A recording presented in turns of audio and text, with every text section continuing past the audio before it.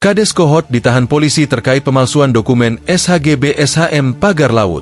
Penyidik Direktorat Tindak Pidana Umum Bareskrim Polri menahan Kepala Desa Kohot Arsin dalam kasus pemalsuan dokumen SHGB SHM di wilayah Pagar Laut Tangerang pada Senin 24 Februari. Arsin ditahan usai menjalani pemeriksaan di gedung Bareskrim Polri sejak pukul 13.10 waktu Indonesia Barat.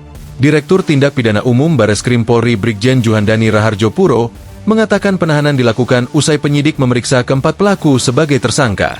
Mulai jam 12 sampai jam setengah 9 malam ini, kami maraton lakukan riksa. Dalam proses pemeriksaan tetap kita berikan hak-hak mereka, kata Juhandani. Kemudian setelah itu, kami penyidik melaksanakan gelar internal kemudian kepada 4 tersangka itu, kita putuskan mulai malam ini kita lakukan penahanan, imbuh Juhandani.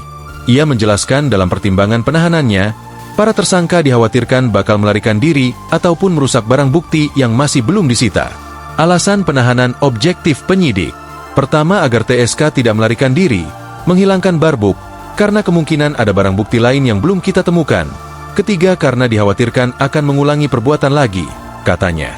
Sebelumnya, kuasa hukum Arsin, Yunihar mengatakan kedatangan kliennya di Bareskrim Polri hari ini sebagai bentuk kooperatif kepada penyidik. Ia memastikan bakal mengikuti seluruh prosedur dan mekanisme yang ada. Kami kooperatif.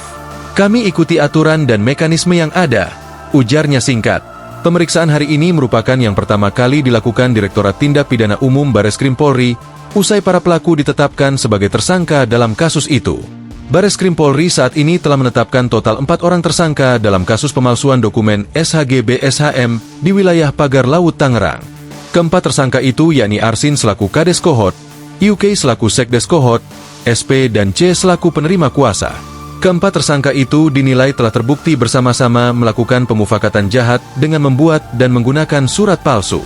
Surat itu kemudian dipakai untuk mengajukan permohonan pengukuran dan permohonan hak, hingga akhirnya berhasil diterbitkan total 263 sertifikat atas nama warga desa.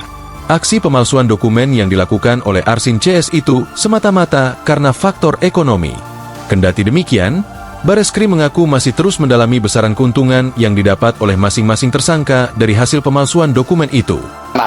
Di mana kita menetapkan Saudara A selaku Kades Kohot, Saudara UK selaku Sekdes Kohot, Saudara SP selaku penerima kuasa, dan Saudara CE selaku penerima kuasa telah kita sepakat kita tetapkan sebagai tersangka. Download Tribun X sekarang, menghadirkan lokal menjadi Indonesia.